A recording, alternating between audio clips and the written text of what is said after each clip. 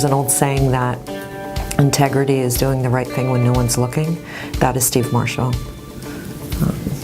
He is one of the nicest, funniest guys you will ever meet. And he is also one of the hardest workers I have ever met. He's one of those managers who has never avoided rolling up his sleeves, getting involved to get a project done. He was the administrator over the electronic monitoring unit. He propelled the EMU unit completely and our staff knowledge to a level that made us national leaders, not only by the sheer size of our program, but by the performance standards that he set. If you ever get a chance to talk to him, just in general, he's funny as hell. He has stories that just could go on and on. Our patient records were PDF'd and put into a system where people brought up individual PDFs. So if you've ever brought up PDF files, you know how long that takes and how cumbersome it can be. So we've moved towards an electronic health record, and we chose a commercial off the shelf. And that is what we have rolled out to 28 institutions right now, moving on to 35 by October 31st. I don't think that everybody fully can understand or appreciate how hard it is for what they did in rolling out the electronic health record, because it touched every aspect of the agency. You have to connect with all stakeholders. To have the kind of success that we're having in the environment that our folks work in is just an unbelievable achievement. I met Warden Spearman, I want to say in the mid-90s. We were both lieutenants. I can tell you Marian leads by example. He's very dedicated to this department and to the job and the people, both staff and inmates. Marian came into High Desert, volunteered for the huge job during the time in 2015 when High Desert was under tremendous scrutiny from both internal and external stakeholders. Marian is at High Desert late night, middle of the night. Marian comes to work on the weekends, and I think very challenging is his ability to get the custody buy-in so they understand the importance of the rehabilitative piece of prison. Marian is genuine. He's a true leader. He's our investigative ISU lieutenant, so it's a difficult job. It requires the ability to, look into things with detail, be thorough. He's our liaison with the district attorney's office. He's our liaison with outside law enforcement. Quite frankly, he should be a captain already. He's not. Hopefully that'll be his next step. He has the most integrity of just about anybody I've ever met. He hasn't missed a day of work in 4 years. Rumor has it, he hasn't missed a day of work in the entire time he's worked for the Department of Corrections. If he says it happened that way, it happened that way. When you think of a supervisor, this is the guy. This is the guy. I mean, he's upstanding in everything he does. And he has the not only the good of the institution, but the good of staff at heart. He's exemplary in deed and thought, both here and at home.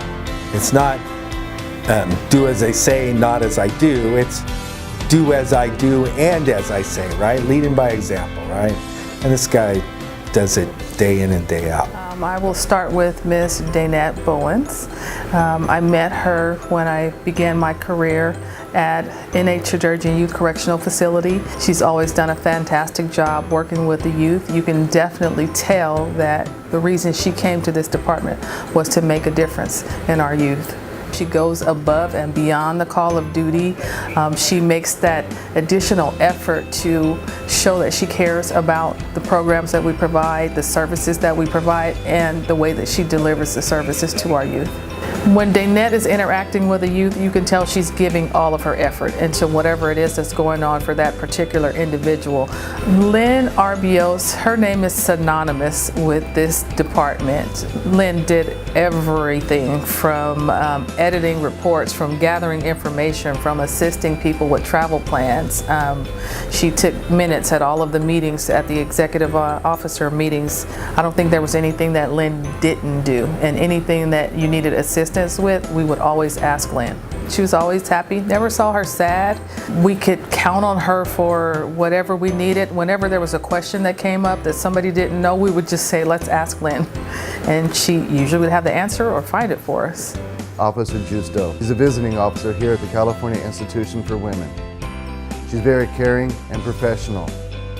She was nominated for the actions that she did for an autistic child in visiting, on top of all the day-to-day work that she does for the inmates and for her supervisors.